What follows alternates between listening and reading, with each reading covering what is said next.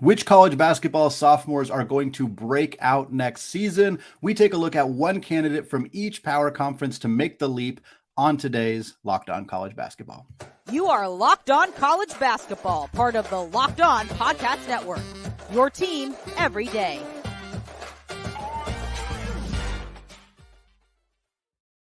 Hey folks, welcome into the Locked On College Basketball Podcast, the only daily national college hoop show out there, part, of course, of the Locked On Podcast Network, your team every day. I am your host, Andy Patton, and today's episode is brought to you by Bird Dogs. Go to birddogs.com/lockedoncollege or enter the promo code LockedOnCollege for a free white tech hat with any purchase. You won't want to take your Bird Dogs off, we promise you.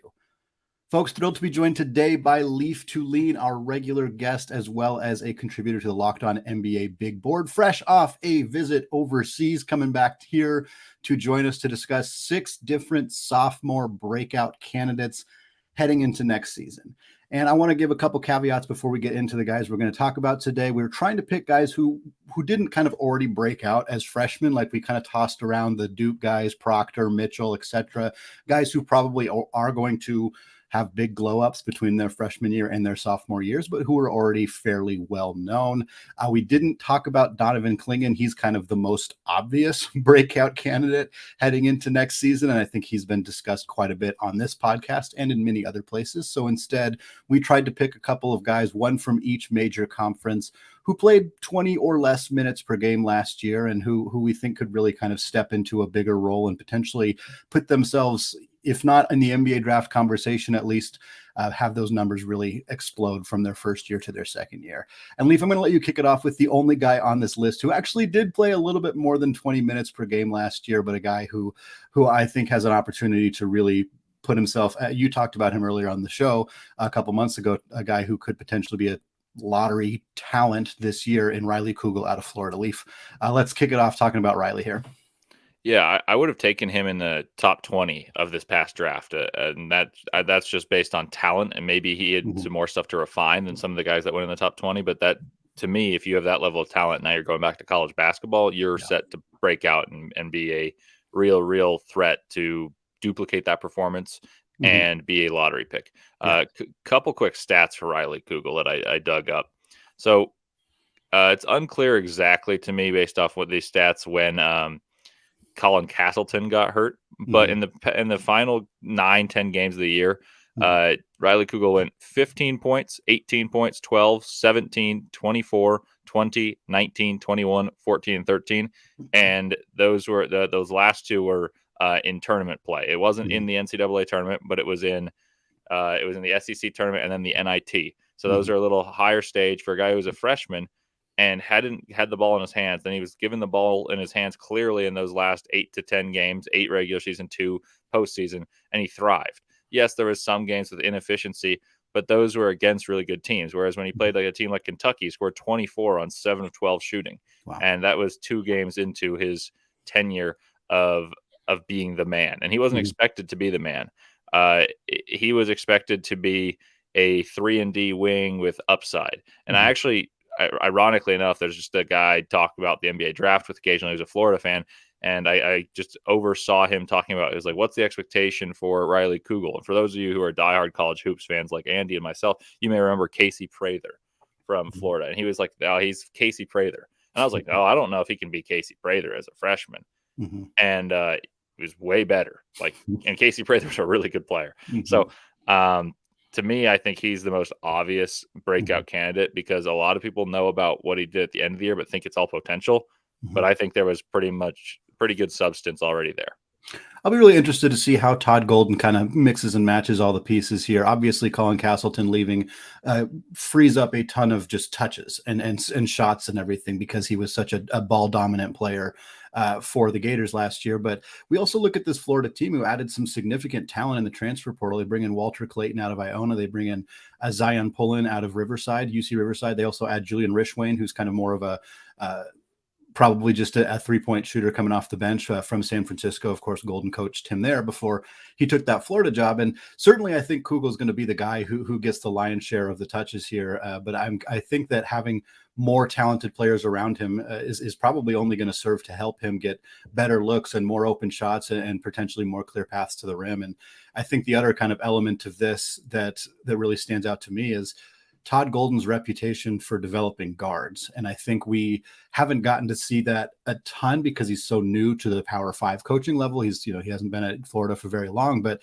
you look at somebody like Jamari Bouye, who came to San Francisco with very little upside and is now an NBA player. You look at Khalil Shabazz, who started his college basketball career at the junior college level and left San Francisco as their all-time leading 3-point shooter. And Todd Golden had a lot to do with that. So I think you look at somebody like Kugel, who kind of has gotten a year under Golden's system and now gets kind of a chance to potentially take on a bigger role. And I just feel like the puzzle pieces are really lining up in a way that should put Kugel in a position to have a really, really good season next year.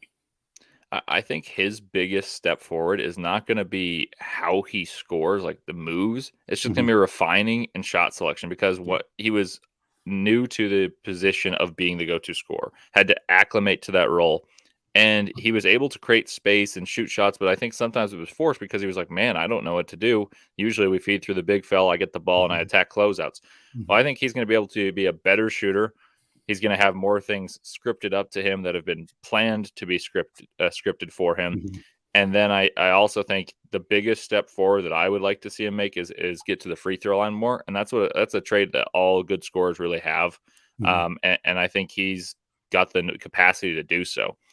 Just a quick aside on him is I was watching film really randomly because there's this guy on draft Twitter that was like, oh, find someone outside the top 40 that you think has a chance to be an NBA guy. And I just randomly stumbled into a game of his, and it's like, he's got the athleticism. So I think defensively is where I saw that was possible. I think defensively he could also be a really good two-way guard. It's if he puts his mind to it there. But I agree. Todd Golden is one of my favorite coaches. I know you were very familiar with WCC. One of my buddies was on Todd Golden's staff, so I've only heard glowing reviews from when he was at San Francisco. So I'm really rooting for Kugel and the Gators in that regard. We're going to switch over to the Big 12 here, talk kind of about two guards, talk about two players at Houston who we think could potentially make this leap as well. That'd be Emanuel Sharp or Terence Arsenault. It might be kind of an either or situation. It kind of depends on how Kelvin Sampson wants to deploy that guard unit. But Emanuel Sharp is a guy who played 33 games last year, played about 16 minutes per night. He redshirted the 21-22 season. So if you want to be pedantic, he maybe is more like a rising redshirt sophomore, I guess, instead of a regular sophomore. But regardless, a guy who averaged about 6 points, 2 boards, shot about 35% from deep. We've seen Houston play a couple of international competitions. They've been in Australia. They played 4 or 5 games out there, and Sharp was their second leading scorer in these games. And of course, for these competitions, they play a more balanced rotation. They play more guys, get more minutes. So it's not always going to shake out exactly like that in the regular season, but Sharp is a really, really good scorer. He's a good defensive player. And I think you look at what happened with Houston this offseason. Of course, they're moving into the Big 12, which is going to be a huge transition. They lose Marcus Sasser, but they also keep Jamal Shed. They keep Terence Arsenault. They add Damian Dunn. They add LJ Cryer. They add Malik Wilson, all from prominent programs, Temple, Baylor for Cryer, of course, and Texas Tech for Malik Wilson. So there's going to be plenty of competition in that guard room for the Cougs next year. But Sharp is a guy who was a really highly touted coming out of high school, really good scorer. I think there's an opportunity for him to really step into a bigger role. And Arsenault, same kind of thing. He played 34 games last year, about 14 minutes. So similar-ish amount of time on the floor between these two guys. And Arsenault averaged about 4 points, 2.5 boards, about a half a steal per game as well. So I think between those two guys, maybe only one of them does. I guess it depends on the lineup, but I think there's a good chance that one of these two guys, or maybe even both of them, end up being really big-time performers in Houston's first year in the Big 12. Yeah, I think both are aligned for a significant workload because as good as LJ Cryer is, he's not as good as Marcus Sasser was. Jamal Shed's going to be the point guard. We know that. So I think these guys are set up to be scorers and shooters and maybe like attack closeout type of guys. And Sharp was a pretty good shooter. His numbers didn't bear it out, but like he was regarded as a shooter. Arsenault is a tremendous athlete. And then they obviously lost Jarris Walker, which is filling in a nice position right here. I'd be very curious to see what the role of Damian Dunn is, because and Malik Wilson too, guys who played but didn't play in the same level. Like for Wilson, he was in the same conference, didn't play a ton.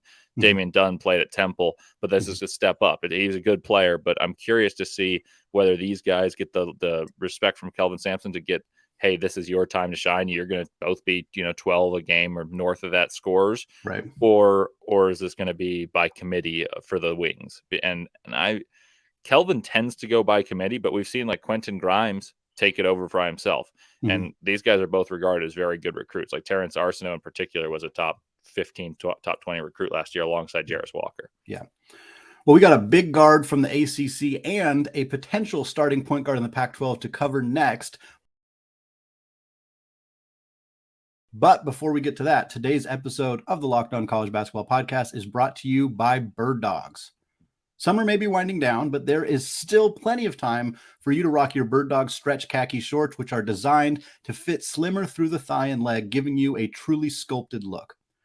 Bird Dog has fixed the issue of stiff, restricting cotton by inventing cloud knit fabric that looks just like khaki but stretches so that you get a way slimmer fit without having to sacrifice movement.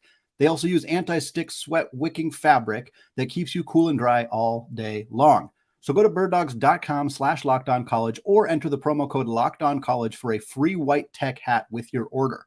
That's birddogs.com/lockedoncollege or promo code LOCKEDONCollege for a free white tech hat. You won't want to take your Bird Dogs off. We promise you.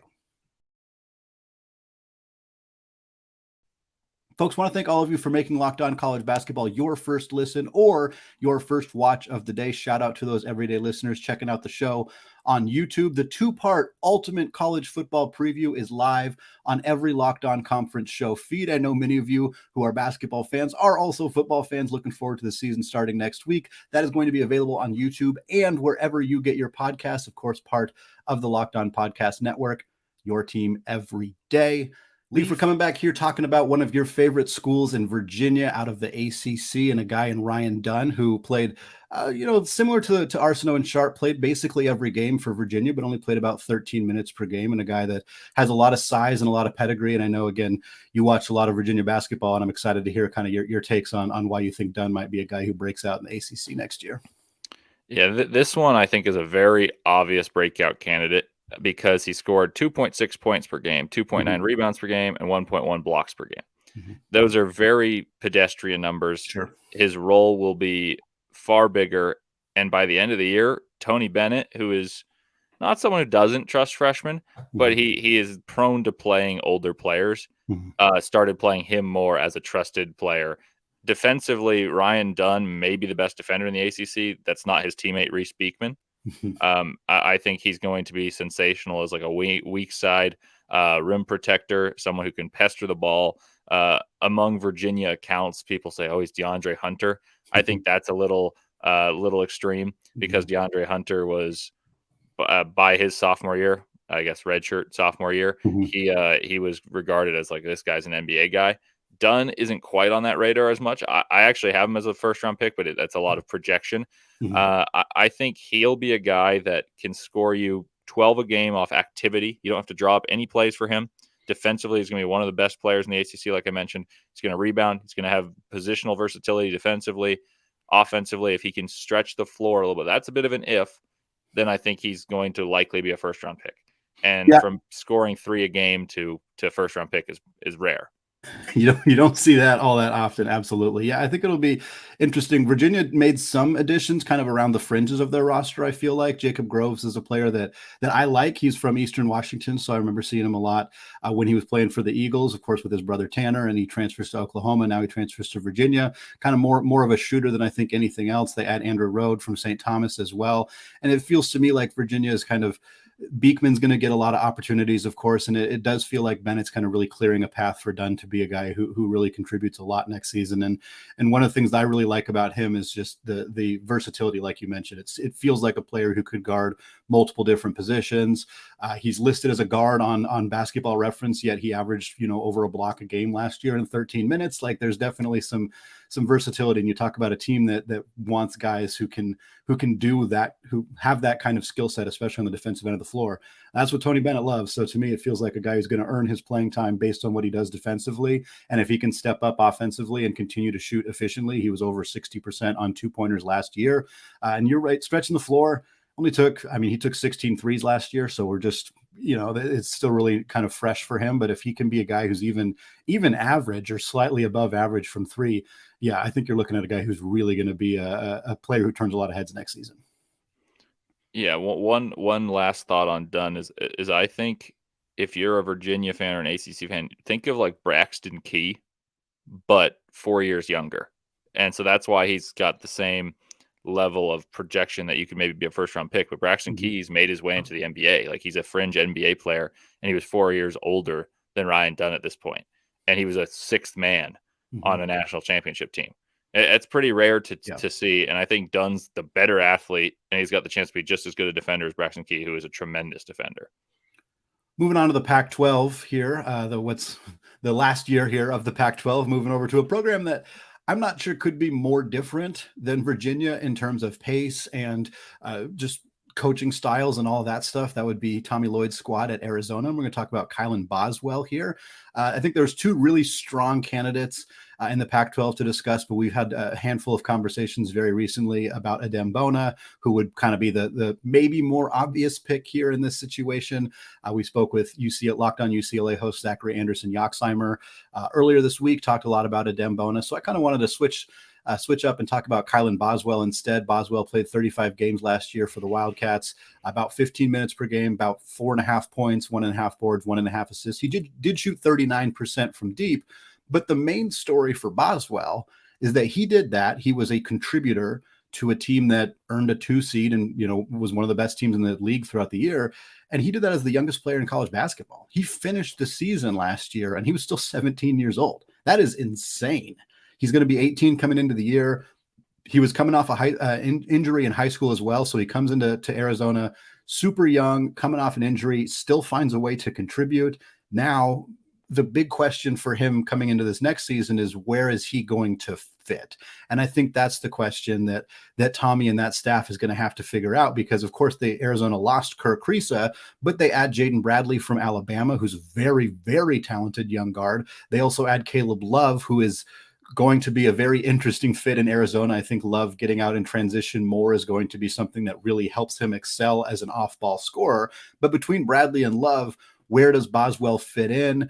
Umar Ballo is going to get plenty of touches down low. So there's a few questions about exactly how things are going to work for Boswell. But if he's given the keys to the kingdom, if he's the starting point guard, or even like a point guard who comes off the bench and plays 22 minutes per game, and I think he's a guy who could really excel because he's got a year of college basketball under his belt. He's a year older and he's still very young for the age. He's got really talented playmakers around him. He's got a coach who loves to push the tempo, which I think is something that Boswell is going to excel at. He's also a tenacious defensive player, really high energy guy, high effort guy, good at the point of attack. Like, I think he's going to be somebody who really endears himself to Arizona fans if he hasn't already. And I think Tommy's going to, if he gives him a chance to really showcase all of those offensive skills that are kind of hidden there for Boswell, I think he's got a chance to truly break out. It might be a 3-year thing for him. Maybe we're a year early just because of his age and because of the talent around him. But I wouldn't be surprised to see Boswell making a lot of headlines this season in short order. Yeah, Boswell is one of the more interesting players in the country to me this year, because I think as soon as they didn't get Ryan Nembhard, it was like, oh, this is Kylan Boswell's team. Like, that means he's the man.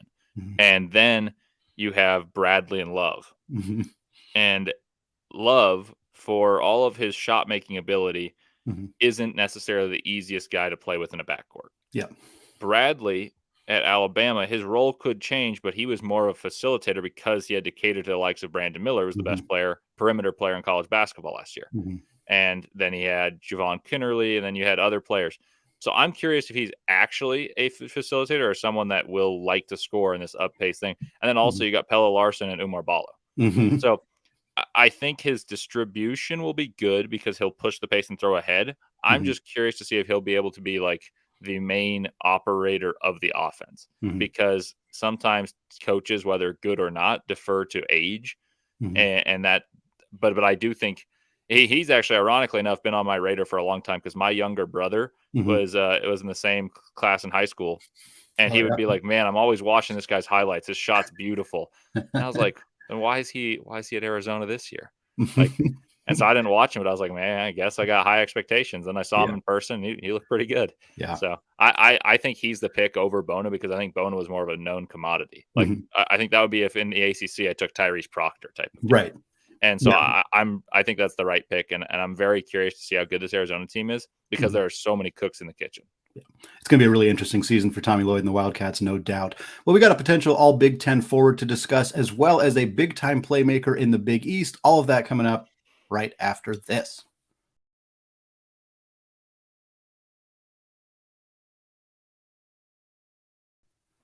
All right, folks, still Andy Patton, still here with Leaf Tulane on the Locked On College Basketball Podcast, and we're still going through our 6 sophomore breakout candidates heading into the 2023-24 college basketball season. We got a player from the Big Ten and a player from the Big East left to cover. I'm going to kick us off here talking about Indiana's Malik Renault.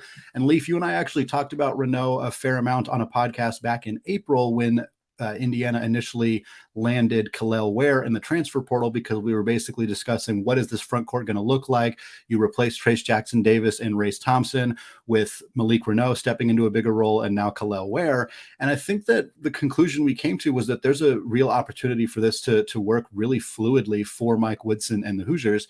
Renault is a guy who played about 15 minutes per game last year, 6 points, 3.5 boards, about 57% on twos. And there was absolutely flashes of what he's capable of being. It just wasn't super consistent. And again, he was behind, one of the best Big Ten players of all time in Trayce Jackson-Davis. So fairly reasonable for his performance to be a bit subdued in year one. But now you got Ware as a guy who could potentially stretch the floor, shoot those threes. That's something he's going to have to prove he can do, as he was pretty inconsistent at Oregon. But if he can do that, let Renault operate a little bit down on the low block.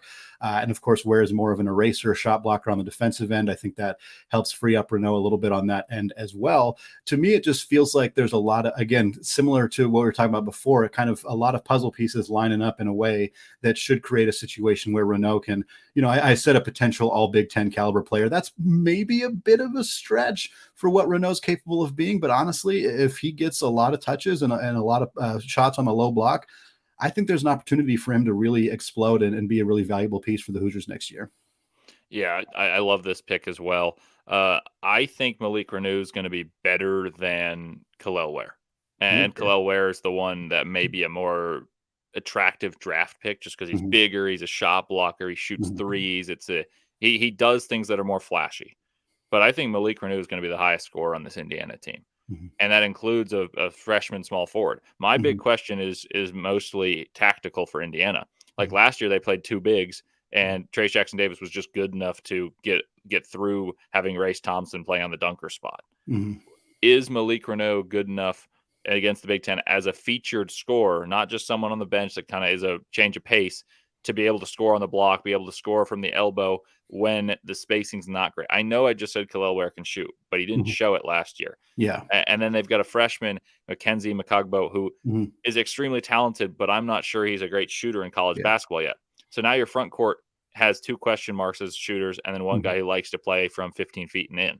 So I think he's got Big Ten, all Big Ten written all over him. But that gives me a little bit of pause in terms of just how efficient he can be, because that's where Trayce Jackson-Davis took the leap. We already knew he was really good, but last year what made him better is he was able to, like, it doesn't matter if you double me, I'm going to pass out of it. And it doesn't matter if you single coverage, I'm getting to my left hand, no matter what the scouting report says. And so I actually, one of my very good friends I work with, he went to Indiana, so we watch all the Indiana games. And I told him from the first game I watched, like, I love these freshmen, Jalen Hood-Schifino, Malik Renault. So I think he will be probably an all-conference or second team. I think it's hard to be first team in the Big Ten, especially with the bigs. Yeah. Edey already occupies one of the spots. But I love that pick. I'm all aboard there with you. We're going to close out the show with another player here from the big, or a player from the Big East, of course, rounding it out with the final Power Six conference. And again, the obvious pick here would be Donovan Clingan, just like Adem Mona was perhaps the obvious pick in the Pac-12, just like Proctor or Mitchell would have been the more obvious pick in the ACC. But everybody expects Donovan Clingan to be the breakout star. I mean, we're seeing mock drafts with him in the top 5, top 10 already, which is very exciting for him. But obviously, he's got a lot to prove heading into next year. And under the radar is no longer a phrase you can use to describe Donovan Clingan. But I would say that it is a phrase you could use to describe Desmond Claude, who is going to step into a much bigger role for the Musketeers next year, kind of in place of Colby Jones for Sean Miller's team. And Leaf, I'd love to hear your thoughts, as this was the guy that you kind of identified that you wanted to talk about. So I'd love to hear what you think we might see from Claude next year for Xavier. Yeah, I think a lot of it does have to do with opportunity. Sule Boom and Colby Jones were the best two guards, or tandem of guards in the Big East last year, and there were some good ones.